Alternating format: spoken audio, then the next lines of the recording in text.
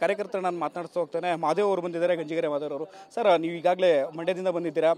ಇಡೀ ಪ್ರಕರಣಕ್ಕೆ ಸಂಬಂಧಪಟ್ಟದಾದರೆ ರೇವಣ್ಣರವರು ಇದುವರೆಗೂ ಕೂಡ ಜೈಲಿನಲ್ಲಿದ್ದರು. ಇವತ್ತು ಅವರು ಜೈಲಿನಿಂದ ಬಂದಿರತಕ್ಕಂಥದ್ದು ಏನು ಹೇಳ್ತೀರಾ ಸರ್? ಇದೆಲ್ಲ ನೇರವಾಗಿ ಹೇಳಬೇಕು ಅಂತಂದರೆ ಇದೆಲ್ಲ ರಾಜಕೀಯ ಷಡ್ಯಂತ್ರ.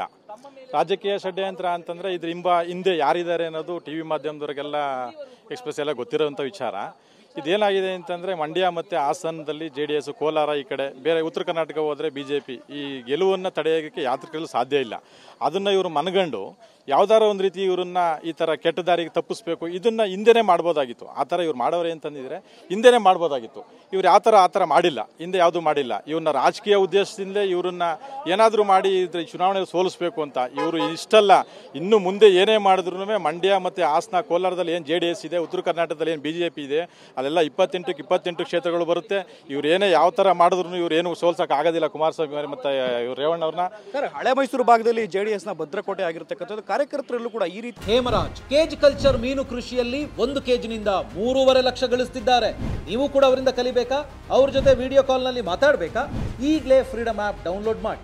ಪೆಂಡ್ರೈವ್ ಹೊರಬಂದ ಬಳಿಕ ರೇವಣ್ಣರವರು ಅರೆಸ್ಟ್ ಆದಂಥ ಬಳಿಕ JDS ಕಾರ್ಯಕರ್ತರ ಮೇಲೆ ಯಾವ ರೀತಿಯಾಗಿ ಪರಿಣಾಮ ಬೀರ್ತಿದೆ ಅಂತ? ಇಲ್ಲ, ಇದು ಯಾವುದೇ ರೀತಿ JDS ಕಾರ್ಯಕರ್ತರ ಮೇಲೆ ಪರಿಣಾಮ ಬೀರಲ್ಲ. ಯಾಕೆ ಅಂತಂದರೆ JDS ಕಾರ್ಯಕರ್ತರಿಗೆ ಗೊತ್ತು ನಮ್ಮ ಸಾಹೇಬರು ಅಂಥವ್ರಲ್ಲ ಅಂತೇಳಿ.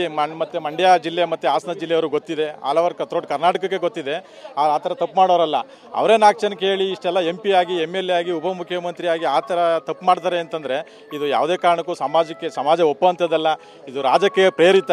ಆ ಥರ ಸತ್ಯ ಆಗಿದ್ದರೆ ಚುನಾವಣೆಗಿಂತ ಮುಂಚಿತವಾಗಿ ಅವ್ರು ಹೇಳ್ಬೇಕಾಗಿತ್ತು. ಇದಕ್ಕೆ ಸಂಬಂಧಪಟ್ಟಂತೆ ಒಟ್ಟಾರೆಯಾಗಿ ಇಡೀ ಪ್ರಕರಣಕ್ಕೆ ಸಂಬಂಧಪಟ್ಟಂತೆ ಹೇಳೋದಾದ್ರೆ ಏನು ಅನ್ಸುತ್ತೆ ಸರ್? ಆಕ್ಚುಲಿ JDS ಕಾರ್ಯಕರ್ತರೊಂದಿಗೆ ಪೂರ್ವ ನಿಯೋಜಿತ ಕ್ರಮ SIT ಬಳಸ್ಕೊಂಡು ಸರ್ಕಾರ ಇದುವರೆಗೂ SIT ಸರ್ಕಾರ ಹೇಳ್ದಂಗೆ ಕೇಳ್ತಾ ಇದೆ ಹೊರತು SIT ಸ್ವಾಯತ್ತತೆ ಮೆರೀತಾ ಇಲ್ಲ ಇದುವರೆಗೂ. ಈಗ ದೇವೇಗೌಡರು ಮತ್ತು ಅವ್ರ ಫ್ಯಾಮಿಲಿ ದೈವಭಕ್ತರುಗಳಾಗಿ ಅವರು ಇಂಥ ಕೃತ್ಯಕ್ಕೆ ರೇವೇಗೌಡರು ಇದು ರೇವಣ್ಣವ್ರಿಗೆ ವಯಸ್ಸೆಷ್ಟು? 64-65 ವರ್ಷ. ಈ ವಯಸ್ಸಲ್ಲಿ ಇಳಿ ವಯಸ್ಸಲ್ಲಿ ಸುಧಾ ಅವರು ಇಂಥ ಕೃತ್ಯಕ್ಕೆ ಕೈ ಹಾಕ್ತಾರೆ ಅಂತಂದರೆ ಸಾರ್ವಜನಿಕರು ಒಪ್ಪೋ ಮಾತಲ್ಲ ಇದು.